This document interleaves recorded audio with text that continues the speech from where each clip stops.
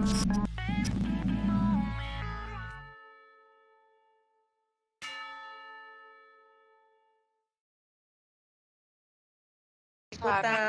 suaranya. siang. Waalaikumsalam warahmatullahi wabarakatuh. Waalaikumsalam. Jam sudah menunjukkan pukul 1, maka webinar akan segera dimulai ya Bapak Ibu. Saat ini saya akan menonaktifkan seluruh mikrofon Bapak Ibu semuanya demi kelancaran acara webinar pada siang hari ini. Oke, terima kasih.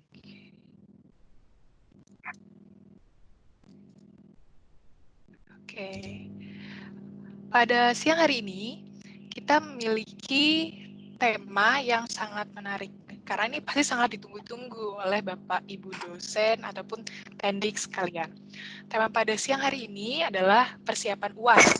Bagaimana sih strategi menjalankan ujian online di emas maupun di platform lain? Nah, siang hari ini kita memiliki dua narasumber yang handal di bidangnya.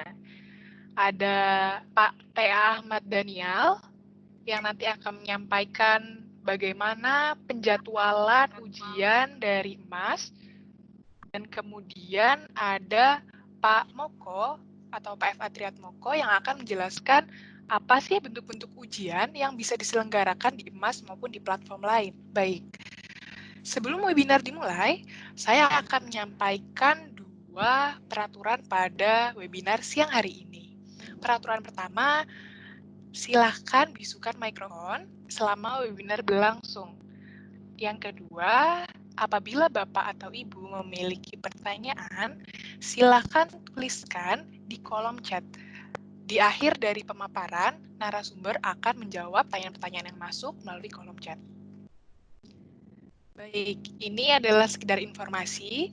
Ketika Bapak atau Ibu tidak bisa mengikuti webinar sesi 1 atau 2, atau besok tidak bisa mengikuti, atau hari ini mungkin hanya bisa setengah, silahkan cek rekaman webinar ini di kanal informasi pjj.ui.ac.id. Di situ kami sudah mengembed video rekaman dari webinar ini. Begitu pula dengan video-video.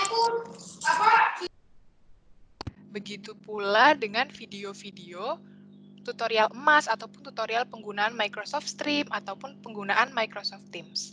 Kemudian, informasi terkait open content yang dimiliki oleh UI dan juga informasi terkait DPSDP bisa Bapak atau Ibu akses di Instagram dpsdp.ui dan Office UI. Dan webinar selanjutnya besok adalah mengenai mendeteksi potensi kecurangan di emas. Nanti akan saya jelaskan lebih lanjut di akhir. Dan jangan lupa isi evaluasi setelah selesai dari webinar ini, karena kami akan share materi webinar kali ini apabila Bapak atau Ibu sudah mengisi evaluasi. Baik, sekian dari saya. Saya akan kembalikan kepada moderator. Silahkan pembicara yang pertama, Bapak T.A. Ahmad Daniel. Silahkan Bapak.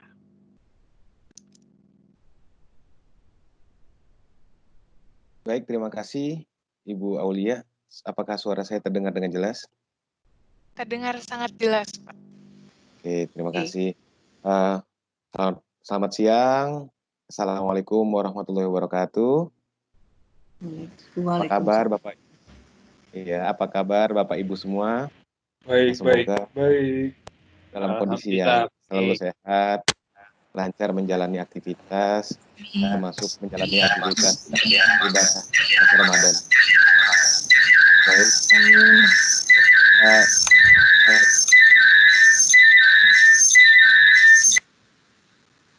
Oke, terima kasih.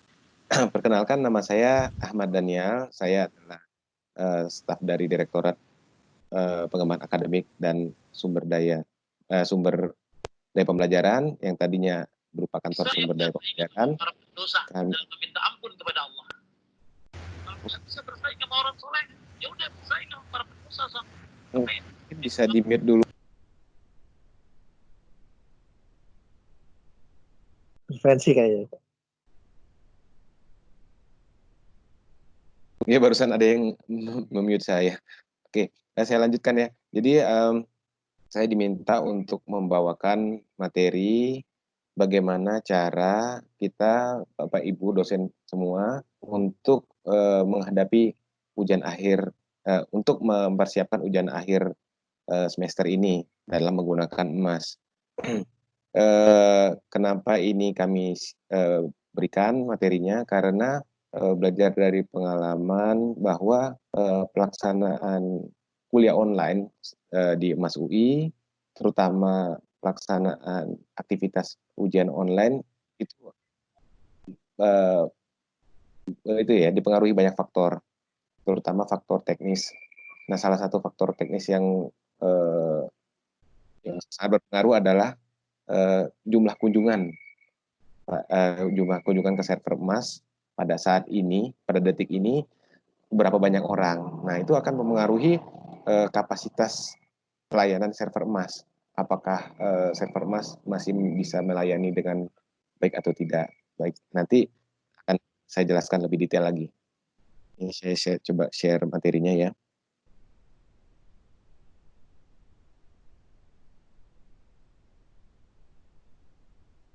Sudah bisa terlihat ya. Bapak Ibu bisa melihat materi ini juga di https://bit.ly/ujian-mas. Baik. Nah, ini quote kami, pendistribusian beban server untuk pengalaman beremas yang lebih baik. Nah, sebelum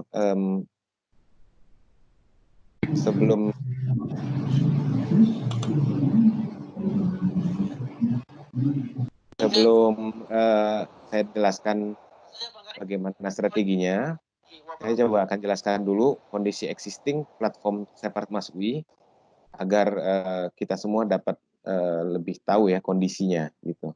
Jadi Emas UI ini adalah sebuah sistem server yang berbasis Moodle 3.5.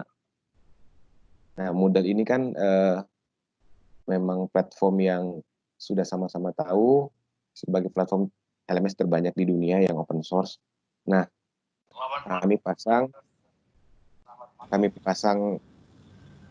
Moodle ini di atas konfigurasi Nginx plus PostgreSQL.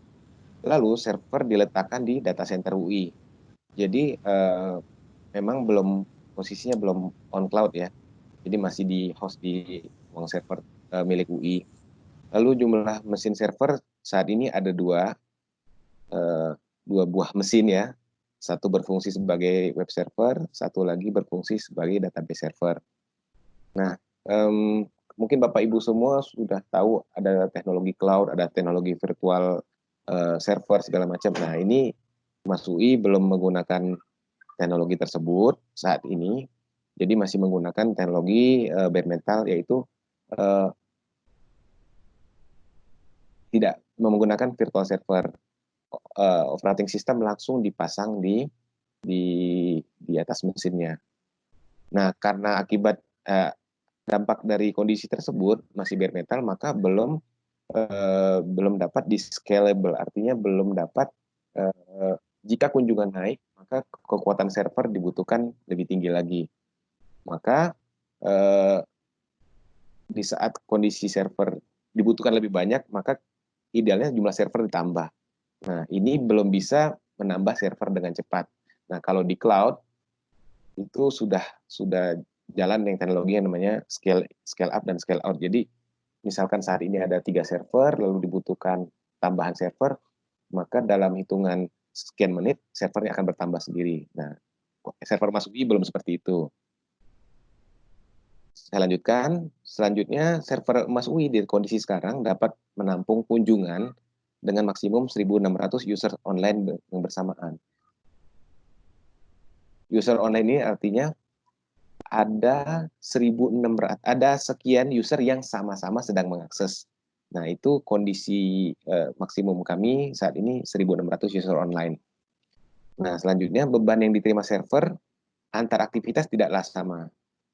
Di Emas kan ada banyak aktivitas ya, ada aktivitas repositori bahan kuliah, ada aktivitas forum diskusi, pemberian tugas, pengumpulan tugas, pemberian kuis dan ujian. Nah, beban yang diterima server itu antar aktivitas tidak sama.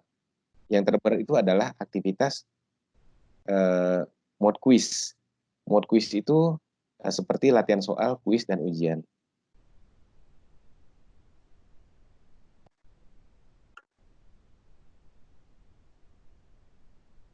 Oke, saya lanjutkan kembali.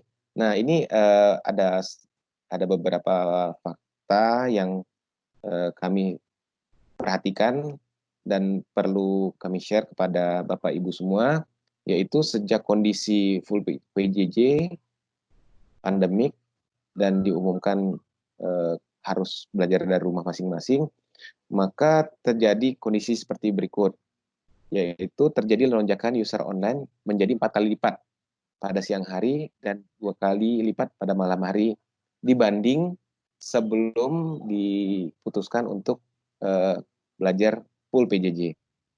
Nah, pada pekan non-ujian, pada siang hari itu peak-nya dapat mencapai 800 user online sampai 1.500 user online. Nah, artinya apa? Tadi kan di slide sebelumnya sudah saya sebutkan kemampuan maksimum server emas saat ini 1.600 user online. Jadi pada hari-hari biasa, pada waktu peak-nya, jadi peak-nya itu kira-kira sekitar pukul 10 pagi sampai 12 siang, itu bisa mencapai peak-nya, itu bisa sampai 1.500 user online, dan jika itu terjadi maka server mulai melambat. Gitu. Nah, pada pekan UTS, peak-nya naik lagi, yaitu dapat mencapai 1.200 user online sampai 1.900 user online. Nanti ada satu slide yang menjelaskan itu. Nah, selanjutnya adalah aktivitas pada emas. Jadi kuliah-kuliah yang tadinya offline, lalu dia berpindah menjadi offline, itu semestinya dapat menyesuaikan keuntungan dari kondisi online, yaitu tidak harus sinkronus. Nah, tapi pada kenyataannya masih beberapa mata kuliah dan kelas yang tetap menyelenggarakan secara sinkronus, artinya tetap dijadwalkan sesuai jam kuliah. Jadi misalkan jam kuliahnya selama offline adalah pukul 8 sampai pukul 10. Nah, aktivitas online juga tetap dijadwalkan pada pukul segitu. Nah, ini yang membuat kondisi pengunjung tetap masih terkonsentrasi pada jam-jam peak, yaitu pagi sampai siang hari, dan dilanjutkan dari siang hari sampai sore hari. Nah, ini selanjutnya ada detail terkait jumlah user online. Pada user online 1.000 ke bawah, insya Allah page speed-nya atau kecepatan server emas tidak ada gangguan ya, masih lancar saja. Tapi jika sudah mencapai 1.000 pengunjung sampai 1.400, mulai terasa tuh ada kecepatan load yang mulai melambat. Jadi yang tadinya fast loading mulai terasa agak lambat ya gitu. Nah, jika bertambah terus sampai 1.600, maka mulai muncul halaman error, muncul sesekali. Biasanya ditampilkan tulisan error 502 gateway seperti itu. Nah, tapi pengunjung dapat melakukan pencet refresh halaman F5. Biasanya kalau masih di angka 1.600 ke bawah, begitu di F5 masih muncul lancar gitu. Nah, selanjutnya kalau pengunjung lebih membeludak lagi di atas 1.600, halaman error ini akan lebih sering muncul, dan aktivitas refresh itu harus dilakukan berkali-kali. Jadi belum tentu sekali pencet F5 itu langsung muncul halaman yang benarnya. Gitu. Nah, apa masalahnya kalau error ini muncul terus? Maka akan mengganggu aktivitas sinkronus. Aktivitas sinkronus yang seperti ujian, kuis, yang dosennya itu ingin semua beraktivitas pada waktu yang sama agar interaksinya masih berjalan dengan lancar. Nah, jika pengunjung sering mendapati halaman error, maka dia akan merasa frustasi karena dia merasa ketinggalan tempo, ketinggalan ritme. baik itu sedang menyimak diskusi, baik itu juga sedang menyimak mengerjakan kuis atau ujian. Nah, kami dari pengelola telah melakukan pantauan setiap harinya dan coba melakukan penanganan jangka pendek ya, yaitu melakukan tuning server sebisanya. Jadi dari awal April sampai dari pengalaman dari bulan Maret sampai akhir April sekarang, kami dapati bahwa kejadian halaman error sudah makin berkurang dan mudah-mudahan pengunjung tidak terlalu merasakan lagi error-error tersebut. Nah, tapi concern dari kami adalah nanti saat pekan-pekan ujian akhir semester, kalau tidak salah saya perhatikan itu di tanggal 5 Mei ke atas, itu nanti pengunjung akan bisa mencapai peaknya lagi, yaitu bisa mencapai 1.200 ke atas gitu. Apalagi ini kan ini ujian akhir ya. Nah, kami sudah melaksanakan upaya jangka menengah, yaitu pindah ke platform yang dapat melakukan auto scaling. Kami sedang pindah ke cloud system yang profesional, sedang dalam proses pengadaan. Mudah-mudahan jika setelah pindah ke platform yang dapat melakukan auto scaling, maka pengunjung yang membludak akan dapat diantisipasi dengan jumlah virtual server yang akan kami tambah, sehingga berapapun jumlah pengunjung yang datang akan dapat diimbangi dengan jumlah server yang disesuaikan dengan jumlah pengunjung tersebut gitu. Nah, ini kami biasanya mantau menggunakan Google Analytics, yaitu adalah sebuah tools yang disediakan Google. Nah, ini angka di sini kami pantau nih secara kami sering buka aplikasinya, lalu lihat kalau kondisi peak berapa sih user online gitu. Nah, Bapak Ibu semua juga kami sediakan analytics untuk dapat sama-sama memantau sekarang user online ada berapa, tapi tidak menggunakan Google Analytics. Nah, menggunakannya adalah menggunakan dari Hitstats. Nah, ini kami Bapak Ibu semua bisa akses nanti di sini ya. Di menu emasnya, emas OpenStats. Gitu. Jadi Bapak Ibu semua bisa tahu saat ini beban ke server emas itu ada berapa pengunjung sih. Gitu. Nah, bisa terlihat ya di halaman Hitstats ini, pada server emas UI saat ini ada kira-kira ada 900 orang. Jadi cukup tinggi, saat ini pun cukup tinggi kunjungannya. Gitu. Baik, lanjutkan lagi. Nah, sekarang apa yang kami mau berikan itu adalah sebenarnya kami ingin mempropos ini. Menghadapi UAS, kami minta tolong untuk para dosen melakukan distribusi jadwal ujian agar beban server tidak bertumpuk dalam satu waktu yang bersamaan. Nanti detailnya saya akan jelaskan di halaman ini ya. https://mas.ui.ac.id. Mas ini juga link ini juga sudah kami sematkan di menu atas ya. Ada di sini. Kalau Bapak Ibu sedang buka emas, akan ada menu bar, ada tulisan menu emas, lalu ada panah ke bawah, bisa di hover. Nah, ada link namanya panduan penjaluran ujian, bisa diklik di situ. Nah, jadi selanjutnya saya akan pindah ke halaman emas tersebut. Baik, nanti setelah materi saya akan dilanjutkan oleh materi Pak Moko yang akan menjelaskan tentang kalau misalkan upaya distribusi jadwal ujian itu tidak bisa dilakukan, misalkan Bapak Ibu tidak mau memindahkan jadwal ujian karena tidak bisa, maka jika tidak ingin mengambil resiko dapat menggunakan dua upaya lain, yaitu menggunakan tipe evaluasi akhir yang tidak sinkronus atau menggunakan platform selain emas untuk UAS gitu. Nanti akan dijelaskan oleh Pak Moko.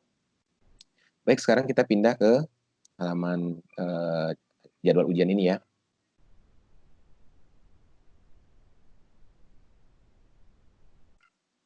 bisa diakses di sini, di bawah tulisan menu emas, lalu ke bawahnya ada tulisan panduan penjadwalan ujian, bisa diklik.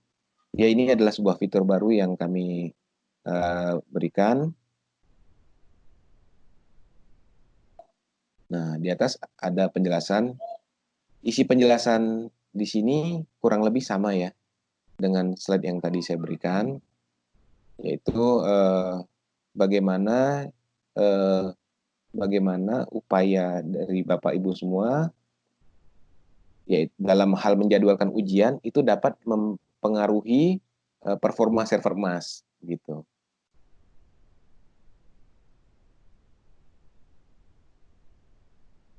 Nah, Bapak Ibu semua nanti bisa membaca penjelasannya lebih detail di sini. Lalu sebagai bahan pertimbangan, kami telah menyajikan 3 buah data, yaitu pertama data page view by time of a day, yaitu memuat data page view hourly atau jumlah halaman yang ditampilkan dalam 1 jam selama bulan Maret dan bulan April.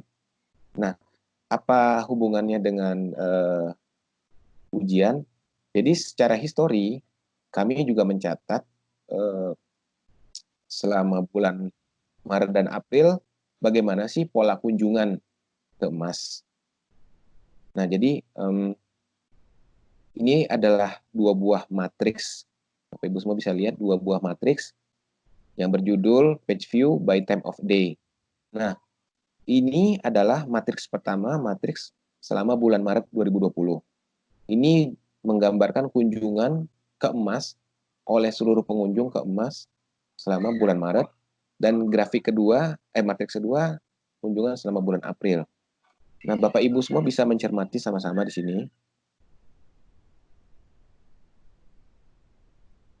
Yang bulan Maret.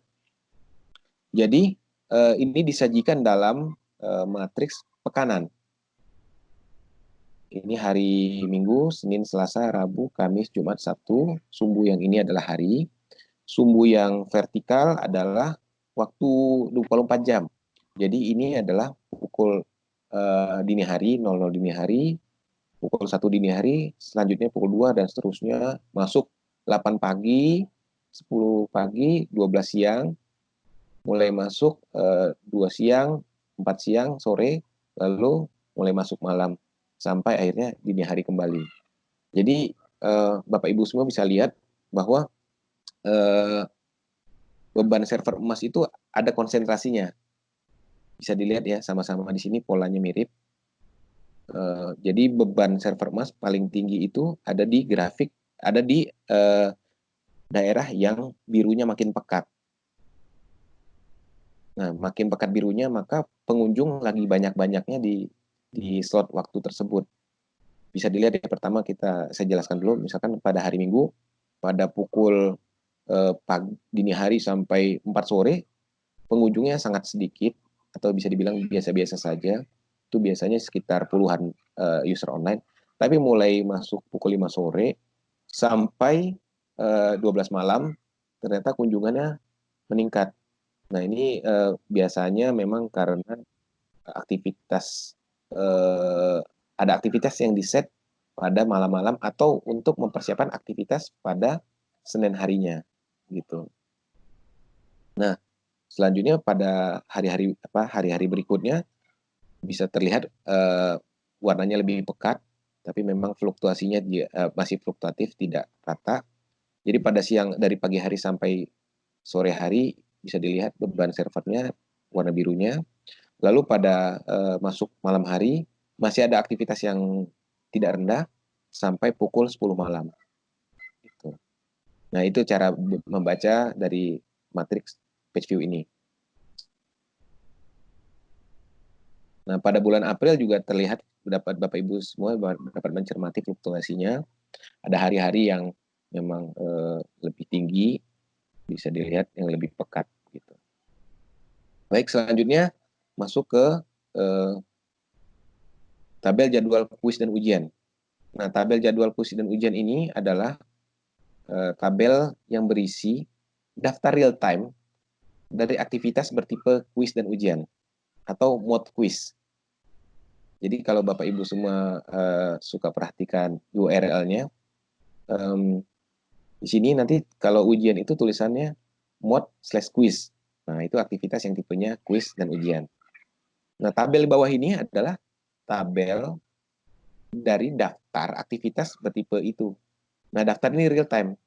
Jadi, jika Bapak Ibu buka, maka daftar ke bawah panjang ini itu adalah ujian yang telah didaftarkan ke server emas. Jadi kita semua bisa lihat ya, ada tanggal bukanya. Contoh misalkan di sini baris pertama ada namanya review time dari mata kuliah prosedur operasional bank. Ini dibuka pada pukul 29 pada hari ini tanggal 29 pukul 13.30. Nanti ditutup 14.30. Berarti ada 1 jam aktivitas review time di sini. Nah, ini kalau saya duga berarti aktivitasnya aktivitas sinkronus karena dibatasi selama 1 jam gitu. Nah, ini tabel ini tidak mengandung lagi aktivitas yang sudah lewat. Jadi yang muncul di sini adalah aktivitas dari saat ini sampai ke depan. Berarti dari pukul 13.27 sampai ke depan yang sudah daftarkan akan muncul ke bawah. Gitu. Nah, juga telah dikelompokkan per hari. Bisa dicermati pada hari ini tanggal 29 ada berapa banyak sih aktivitas kuis ujian yang telah didaftarkan. Bisa Bapak scroll sendiri, Bapak Ibu scroll sendiri ke bawah. Pukul 13.30 ada, 13.55 ada, pukul 16 ada, pukul 17 ada. Lalu ada yang pukul 19. Nah, ini pukul yang sama berarti paralel ya. Ada sekian kelas A, B, C, D, melangsungkan aktivitas kuis secara paralel. Ada 4 kelas gitu. Ini juga sinkronus karena dibatasi selama 2 jam gitu. Nah, hari berikutnya sudah kami kelompokkan, jadi bisa kelihatan, oh hari berikutnya ada tulisan nih, 30 April. Bisa juga di-scroll lagi ke bawah. Oh, ternyata 30 April lebih panjang ya. Yang melakukan dosen yang telah mendaftarkan aktivitas kuis ujian pada 30 April lebih banyak. Bahkan ada yang sudah mulai dari 01 dini hari, tapi berakhirnya 23. Artinya slot waktu yang dibuka oleh dosennya selama 22 jam. Ini berarti bukan aktivitas sinkronus karena waktu yang dibuka panjang gitu. Baik, Bapak Ahmad Daniel, waktunya tinggal 1 menit, Pak. Oke, siap. Ya. Nah, akan dipercepat. Terima kasih Bu Aulia. Jadi Bapak Ibu semua bisa melihat, mencermati jikalau Bapak Ibu semua sudah punya jadwal, misalkan saya ingin melangsungkan kuis pada pada hari misalkan 3 Mei. Nah, Bapak Ibu langsung lihat aja tanggal 3 Mei ini berapa banyak sih yang sudah mendaftarkan kuis. Jangan-jangan tanggal 3 Mei itu hari Minggu, pantesan kosong. Nah, pantesan ini kosong karena ini hari Minggu. Cuma ada dua dosen yang membuat kuis besar pada pukul 23 dini hari. Jadi Bapak Ibu semua bisa melihat mana slot waktu yang kosong. Jikalau misalkan seperti ini ya, ada 6 baris kuis yang dibuat pada slot waktu yang sama. Artinya kira-kira akan ada banyak kunjungan pada waktu itu. Nah, jikalau Bapak Ibu ingin juga memasukkan jadwal kuis atau ujian pada jam tersebut, maka akan ada resiko kunjungannya lagi berbarengan secara banyak. Nah, gitu. Tapi juga belum tentu banyaknya akan mencapai peak karena Bapak Ibu semua juga sudah tahu batas teknis dari server emas adalah sekitar 1.400. Jadi jikalau masih 1.400 user online masih belum terlalu ada masalah, masih error sesekali saja. Tapi jika 1400 ke bawah bisa mulai ada error-error dan itu mengganggu aktivitas kuis sinkronus begitu. Jadi Bapak Ibu semua bisa mencermati tabel ini ke bawah dan melihat di time slot yang waktu saya akan masukkan apakah banyak yang lagi berbarengan atau enggak.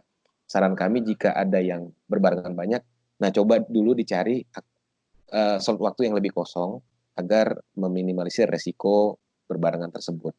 Nah, tapi Bapak Ibu semua juga jika memang tidak bisa memundurkan waktunya misalkan untuk hari ini, malam ini Bapak Ibu semua lagi melihat pada pukul 19 malam ini dosennya ingin, wah saya tidak bisa mundurkan, ini udah fix begini. Nah, Bapak Ibu semua bisa melakukan pantauan user online, yaitu buka halaman Histad ini untuk melihat berapa beban server yang lagi diterima sih. Kalau misalkan masih angkanya di bawah tadi 1400, mudah-mudahan masih aman. Itu ini kan masih 800, berarti tidak tinggi resiko untuk terjadi error. Begitu Bapak Ibu semua, mudah-mudahan cukup jelas materinya. Nanti akan kita lanjutkan di tanya jawab jika ada yang kurang jelas. Terima kasih, saya kembalikan kepada Ibu Moderator. Baik, terima kasih Bapak Ahmad Daniel.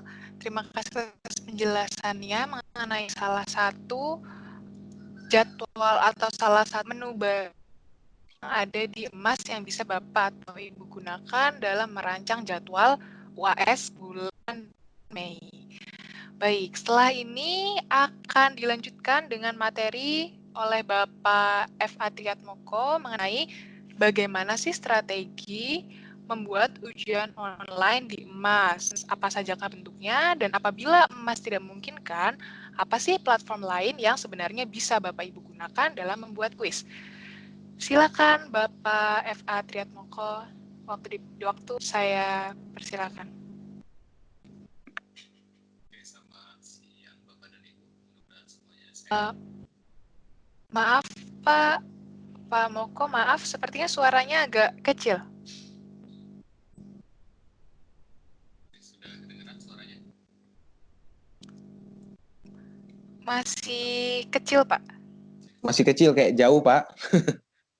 Suaranya kecil dan jauh. Oke, sekarang suaranya gimana? Bagus, sudah bagus, Sudah. Pak. Jelas. Bagus, Oke. Pak. Ya. Oke, terima kasih. Selamat siang Bapak dan Ibu. Mudah-mudahan sehat semua. Saya akan coba menyampaikan materinya brief saja ya. Sebentar, saya ingin share screen dulu ya Mbak Uli ya. Oke, sudah melihat materi yang PPT ini?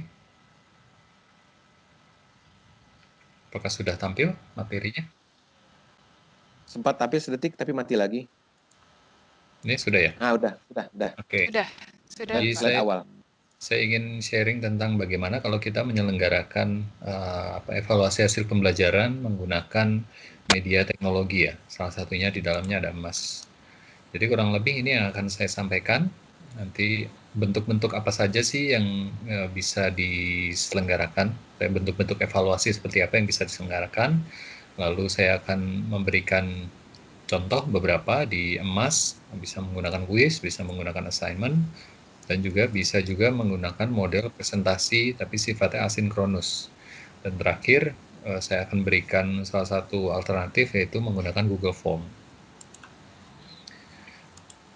Oke, jadi untuk alternatif ini yang pertama tentunya kita bisa menggunakan Mas UI menggunakan fitur kuis. Tadi sudah sempat diceritakan oleh Pak Daniel bahwa ini salah satu fitur yang cukup sering dipakai namun juga memakan kinerja server yang cukup berat gitu. Lalu yang berikutnya fitur yang bisa dipakai adalah assignment dan bisa dikombinasikan dengan menggunakan rubrik. Nah, yang ketiga menggunakan emas juga tapi modelnya presentasi dan sifatnya asinkronus. Artinya presentasinya tidak harus real time seperti acara kita di siang hari ini. Dan yang terakhir nanti menggunakan Google Form. Nah, semuanya ini bisa dikombinasikan, bisa dipakai sebagai model yang formatif selama proses kuliahnya berjalan atau juga nanti di akhir untuk sumatif. Nah, langsung saja yang pertama yang terkait kuis. Tentunya ini mungkin Bapak dan Ibu yang sudah pernah menggunakan kuis akan tahu kira-kira apa benefit-benefitnya. Yang pertama, itemnya jenisnya bisa beragam, pilihan ganda, isian, esai, macam-macam bentuknya. Lalu untuk jenis-jenis item tertentu scoringnya bisa otomatis, jadi tidak perlu dilakukan scoring atau penilaian. Nah, lalu berikutnya kalau menggunakan pilihan ganda bisa ada fitur untuk analisis item, kita jadi bisa tahu mana soal yang mudah, soal yang sulit, kita bisa tahu juga apakah ujian kita valid atau reliable itu menggunakan fitur ini. Nah, bisa juga melakukan pengacakan item, bisa nomor itemnya diacak, atau juga pilihan jawabannya diacak. Nah, soalnya pun bisa bermacam-macam, bisa tulisan, bisa ada gambar, bisa ada video, bisa bermacam-macam. Lalu berikutnya fitur yang cukup penting juga adalah kita bisa membuat bank soal. Jadi kalau kita punya bank soal yang banyak, fitur pengacakan itemnya bisa jadi lebih kuat karena kita bisa meminta emas untuk mengambil soal-soal dari suatu bank soal secara acak. Nah, tapi membutuhkan perencanaan yang matang. Itu tadi pertama kita harus menyiapkan bank soal dulu, kita harus mengatur kapan bukanya, kapan tutupnya. Lalu juga ini yang tadi sudah sempat disebutkan adalah beban ke servernya akan lebih gitu dibandingkan menggunakan fitur-fitur lain. Nah, ini jika memungkinkan disarankan dilakukan melalui pengawasan gitu. Namun ini salah satu yang saat ini mungkin masih menjadi kesulitan kita bersama karena kita harus ada social distancing nih ya. Jadi kalau dilakukan di suatu tempat berbarengan, saya belum tahu nih apakah memungkinkan atau tidak nih dengan model seperti itu. Nah, ini contoh bentuk soalnya. Jadi kita bisa atur waktu buka tutupnya kapan, berapa kali dikerjakan, lalu batas waktunya sekali mengerjakan berapa lama. Kita bisa beri password, kita bisa beri pembatasan. Misalkan mahasiswa baru boleh mengerjakan kuis setelah dia nonton video misalnya gitu. Kita juga bisa mengacak soal, lalu kita bisa mengacak jawaban. Kita bisa meminta si emas untuk menampilkan soal-soal yang acak dari bank soal. Jadi bisa berbagai macam pengaturan yang kita pakai di emas di kuis ini. Itu kemungkinan itu salah satu hal yang membuat kuis ini cukup berat ya di servernya. Nah, ini adalah tampilan hasil dari ujiannya, ujian menggunakan kuis. Kita bisa lihat berapa lama mahasiswa mengerjakan, kita bisa lihat kurva persebaran nilai, kita bisa lihat nilainya, kita bisa memberikan penilaian kalau dia bentuknya esai, kita harus melakukan penilaian sebelum keluar skor akhirnya. Nah, kita juga punya beberapa fitur-fitur ini tadi terkait analisis item, kita bisa melihat seberapa konsisten soal-soal yang kita buat, apakah benar mengukur hal yang sama atau tidak. Kita bisa lihat apakah soal itu mudah atau tidak. Kita juga bisa melihat apakah soal ini bisa membedakan antara satu mahasiswa dengan mahasiswa yang lain atau tidak. Gitu. Itu beberapa fitur di dalam kuis. Nah, yang berikutnya yang bisa kita pergunakan juga adalah fitur assignment. Jadi assignment ini konsepnya adalah nanti mahasiswa mengerjakan sesuatu, bisa dia berupa file, bisa dokumen-dokumen, bisa rekaman video, audio, lalu di-upload ke dalam emas. Ya, nanti begitu sudah diupload, nanti mahasiswa dosen akan memberikan penilaian atau umpan balik terhadap tugas dari mahasiswa tersebut. Nah, ini kita bisa atur supaya waktunya lebih ketat. Jadi nanti mahasiswa hanya boleh upload pada jam segini sampai jam segini. Gitu. Kalau sudah lewat, dia tidak akan bisa menerima. Nah, format file yang diupload juga beragam. Tadi sudah saya ceritakan, bisa ada dokumen, bisa ada file video, audio, bisa bermacam soal bermacam dokumen yang diterima di emas ini. Lalu kemudian ini cocok untuk evaluasi-evaluasi yang modelnya bentuknya membuat esai, membuat laporan, membuat makalah, membuat paper, gitu ya. Nah, lalu kemudian ini akan memudahkan dosen juga untuk pengelolaan dokumen-dokumen tugas mahasiswa. Jadi kalau biasanya Bapak dan Ibu tugasnya dikirim ke email, itu akan berserakan di mana-mana dan mungkin akan terlewat.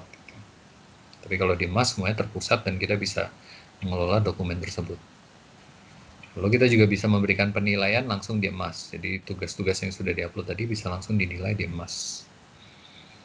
Nah, yang nanti saya juga akan jelaskan adalah kita bisa menggunakan rubrik sebagai media penilaian. Nanti saya akan berikan contohnya. Nah, ini adalah tampilan kalau tugas-tugas sudah bisa diupload oleh mahasiswa. Jadi kita bisa tahu mahasiswa mana yang sudah mengumpulkan, kapan dia mengumpulkan, jam berapa, lalu file-filenya bisa kita lihat, lalu juga kita bisa memberikan penilaian langsung di Emas gitu.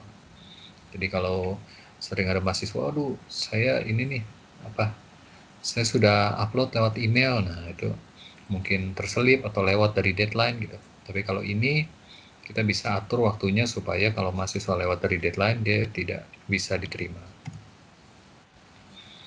Nah, ini contoh rubrik. Jadi kalau rubrik nanti bisa saya demonstrasikan, tapi kurang lebih nanti kita bisa mengatur kriteria penilaiannya apa, lalu kita bisa mengatur juga level kriterianya. Jadi yang saya tuliskan di sini tata bahasa, ini adalah kriterianya, dan ini yang kanan ini adalah levelnya. Kita bisa membuat sendiri tergantung kebutuhan kita. Dan nanti ketika Bapak dan Ibu mahasiswanya mengumpulkan tugas, nanti bisa menggunakan rubrik ini, tinggal diklik saja. Untuk satu tugas mahasiswa X misalnya, kita bisa pilih, oh ternyata terkait tata bahasa dia 0 poin, tapi terkait logika ternyata dia 2 poin. Nah ini kita tinggal klik saja, tidak harus memberikan angka di dalamnya. Nah lalu model berikutnya adalah terkait presentasi tapi sifatnya asinkronus. Nah seperti apa tuh? Kalau Bapak dan Ibu, saya yakin biasanya menyelenggarakan presentasi mungkin modelnya sinkronus ya, menggunakan Microsoft Teams, Google Meet, atau Zoom gitu ya. Tapi ada juga model yang sifatnya asinkronus. Nah ini kalau yang sinkronus mungkin lebih real time, lebih segera, lebih interaktif, tapi dari laporan-laporan mahasiswa banyak yang mengeluh mereka kehabisan kuota internet. Nah ini salah satu model yang bisa juga diselenggarakan, yaitu presentasi tapi sifatnya asinkronus. Nah, karena asinkronus, dia tidak harus dilakukan secara berbarengan. Jadi bisa jadi nanti waktunya lebih panjang. Kalau biasanya presentasi itu hanya terbatas, misalnya 2 jam pertemuan gitu ya. Nah ini kita bisa atur supaya lebih panjang, bisa hitungannya hari. Bisa 2 hari, 3 hari, misalkan dalam 1 pekan itu adalah sesi presentasi. Nah itu bisa dibuat Nah, lalu presentasinya pun bisa multimedia. Multimedia artinya nanti misalkan mahasiswa dia membuat paparannya dalam bentuk PowerPoint, lalu diupload. Bisa juga nanti mahasiswa diminta untuk membuat video, bisa membuat vlog, dimasukkan ke YouTube, bisa bermacam-macam yang kemudian kita bisa embed ke Emas. Nah, cuma ini salah satu kendalanya adalah karena sangat bergantung pada skill menulis. Jadi karena tidak ada interaksi lisan, jadi nanti semua tanya jawab, klarifikasi akan ditulis di dalam Emas itu. Jadi ini mungkin salah satu tantangan nanti kalau menjalankan model seperti ini. Nah, tapi dengan model seperti itu yang sifatnya asinkronus, kita bisa mendorong mahasiswa untuk bisa berpikir lebih kritis, lebih mendalam tentang topik yang sedang dipresentasikan gitu. Karena dia punya waktu yang lebih panjang untuk mencerna paparan dari teman kelompok yang lain. Nah, cuma kendalanya salah satunya yaitu kurang segera, artinya karena tidak real time, jadi mungkin interaktivitasnya kurang gitu. Karena mungkin ada mahasiswa presentannya dia presentasi di pagi, tapi ada kelompok lain yang bisa baru join siang, atau mungkin ada yang sore, atau dosennya mungkin baru malam bisa join gitu ya. Itu tantangan berikutnya. Nah, modelnya sebenarnya simple, jadi menggunakan forum diskusi. Jadi nanti ada tim presentan, dia akan memberikan pemicunya bisa file presentasinya atau video, lalu kemudian akan ditanggapi oleh mahasiswa atau kelompok lain gitu. Jadi dia bisa merespon, bisa bertanya, bisa memberikan feedback, bisa tanya jawab gitu. Nah, berarti nanti pengampu harus menyiapkan penilaian presentasi untuk masing-masing mahasiswa gitu. Nanti bisa diatur sedemikian rupa apakah ini penilaiannya bentuknya kelompok Jadi satu kelompok akan nilainya seragam semua berdasarkan presentasinya, atau misalkan nanti bisa diatur secara individu nilainya. Model ini sudah dipakai di kelas MPKTB, tapi MPKTB presentasinya masih tatap muka. Tapi model penilaian presentasi ini sudah dipergunakan di kelas MPKT.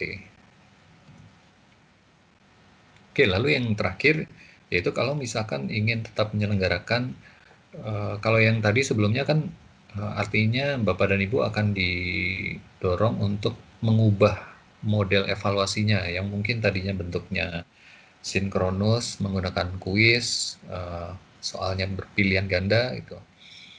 Ini bisa mengubah yang model-model tadi, bisa jadi paper, bisa jadi assignment. Tapi kalau memang tidak bisa, ada beberapa mungkin mata kuliah yang karakteristiknya memang soal-soal ujiannya tuh harus pilihan ganda gitu ya. Jadi di Google Google Drive itu ada salah satu fitur yaitu Google Form, itu bisa dipakai sebenarnya untuk membuat kuis yang sederhana. Jadi ini fiturnya gratis, bisa diakses menggunakan akun SSO UI. Jadi kalau Bapak dan Ibu masuk ke drive.google.com itu bisa login menggunakan akun SSO.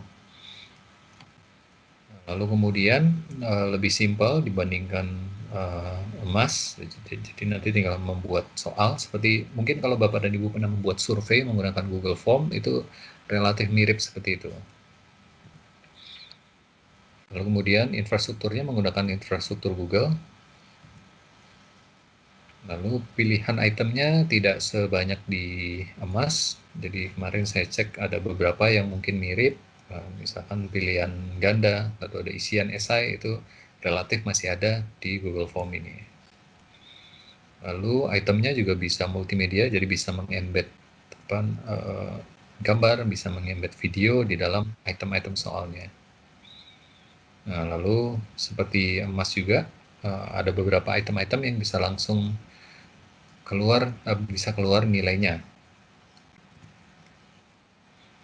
Nah, ini adalah pengaturannya di Google Form. Jadi kalau Bapak dan Ibu masuk ke drive.google.com lalu login ke SSO, kita bisa menambahkan Google Form, lalu kita bisa mengubah form yang tadinya biasanya dipakai untuk survei menjadi kuis.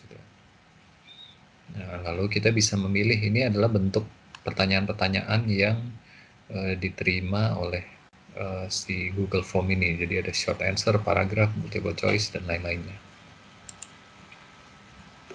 Oke, saya rasa itu saja dari saya, Mbak Aulia.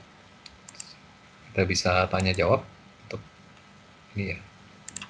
Sesi Baik, terima berikutnya. kasih Pak Moko atas penjelasannya, atas pemaparannya. Sekarang kita bisa mulai masuk ke sesi tanya jawab. Nah, kita lihat dulu pertanyaan paling atas yang ada di kolom komentar atau kolom chat. Untuk Bapak atau Ibu yang tidak bisa mengetikkan pertanyaannya lewat kolom chat dikarenakan chatnya sudah penuh, silakan hubungi Sinta di link Jarkom yang sudah kami bagikan hari-hari sebelumnya. Nanti Sinta akan memberikan link yang bisa Bapak atau Ibu isi untuk menanyakan pertanyaan Bapak atau Ibu. Yang nanti akan kita bahas juga webinar.